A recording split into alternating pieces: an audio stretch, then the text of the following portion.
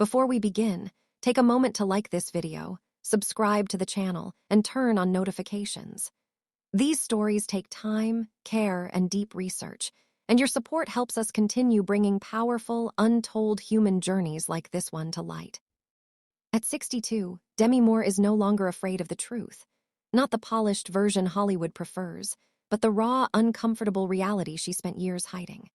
For decades, she smiled through pain, protected other people's reputations, and kept silent while her own life quietly unraveled. Now, with nothing left to prove and no image left to protect, she's finally telling the story as it truly happened, not to shock the world, but to free herself from it.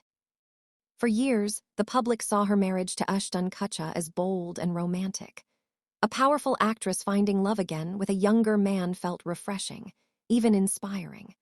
But behind closed doors, the relationship carried weight that Demi didn't fully understand at first. What looked like passion and renewal slowly became pressure, insecurity, and emotional imbalance that would cost her far more than she ever imagined. When Demi met Ashton in 2003, she was already a survivor. She had rebuilt her life after addiction, divorce, and heartbreak. Ashton, on the other hand, was just beginning his journey, still learning who he was. Their connection was intense, exciting, and fast. For Demi, it felt like being seen again after years of emotional isolation. For Ashton, it was admiration mixed with opportunity. The age gap quickly became part of their public identity. Jokes were made. Headlines followed. Demi laughed along, but privately, each comment chipped away at her confidence. Instead of feeling secure in her experience and maturity, she began shrinking herself to match his world. She tried to be younger, lighter, less serious, believing love required constant adjustment on her part. They married in 2005, surrounded by friends and family, including Brussa Wallace. From the outside, everything looked supportive and healthy. But internally, Demi felt pressure to maintain an image she could no longer sustain. Sobriety had once anchored her life, but now she felt it separating her from Ashton's lifestyle. Slowly, she began questioning parts of herself she once trusted. The deepest hope she carried was building a family together. When she became pregnant, it felt like a promise fulfilled. After fertility struggles, the pregnancy gave her a sense of purpose and belonging she desperately needed. Planning for the baby brought joy, structure, and hope. For the first time, she believed their love had a shared future rooted in something real. That future collapsed without warning. 6 months into the pregnancy, she learned there was no heartbeat. The loss devastated her in ways words couldn't capture. Grief took over her body and mind. She blamed herself relentlessly, replaying every decision, every moment of imperfection. The miscarriage didn't just take a child. It shattered the emotional foundation she was standing on. Instead of drawing closer, the couple drifted apart. Demi needed deep emotional support. Ashton didn't know how to give it. Their grief existed on different timelines, creating distance rather than healing. Demi felt alone inside her marriage, grieving silently while trying to remain strong for everyone else. That loneliness became dangerous.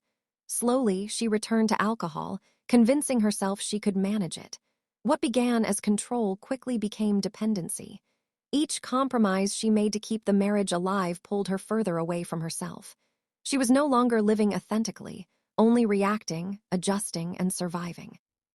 Desperate to hold onto the relationship, Demi made choices that went against her values. She later admitted agreeing to arrangements that left her feeling ashamed and emotionally fractured. She believed sacrificing her comfort would secure his loyalty. Instead, it eroded her self-worth and blurred boundaries she would later regret crossing. When infidelity surfaced, the pain was public and humiliating. Discovering betrayal through news alerts rather than honesty broke something inside her.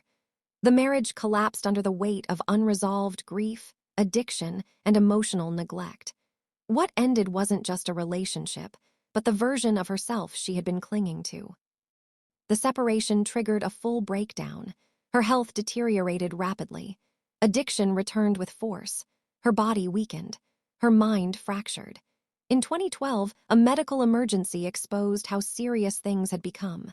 The woman once admired for strength now struggled to stay conscious. The most painful consequence was losing her daughter's trust. They watched helplessly as their mother disappeared into someone they didn't recognize. Fear replaced closeness. Eventually, they stepped away to protect themselves. That silence became Demi's deepest punishment. Rehabilitation wasn't glamorous. It was lonely, humbling, and brutal. Therapy forced her to confront uncomfortable truths about codependency, identity loss, and unresolved trauma. Recovery meant more than sobriety. It meant learning who she was without attaching herself to someone else. Years later, healing began quietly. A phone call from her daughter reopened a door Demi feared was permanently closed. Rebuilding trust took time, honesty, and patience. Demi listened without defending herself. That humility became the bridge back to her family. Their reconciliation wasn't instant, but it was real. Through therapy and shared experiences, they rebuilt what addiction had damaged. Slowly, laughter returned. So did trust. For Demi, motherhood regained its meaning not through perfection, but accountability. Throughout it all, Bressa Wallace remained a steady presence.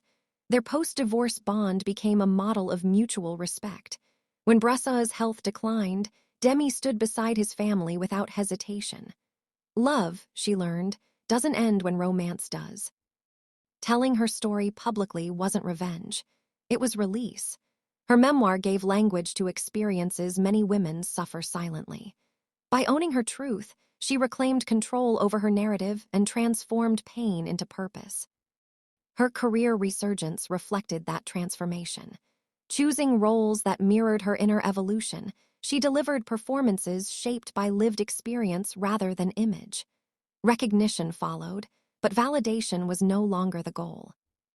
Today, Demi lives differently. She prioritizes peace over approval, connection over validation. Romance is no longer a measure of worth. Self-respect is. At 62, Demi Moore stands as proof that reinvention has no expiration date. Healing is messy. Truth is uncomfortable. But freedom begins the moment silence ends. Her journey isn't about blame. It's about ownership. And in finally telling her story, she didn't lose anything. She gained herself. If this story moved you, share it. Stories like this deserve to be heard.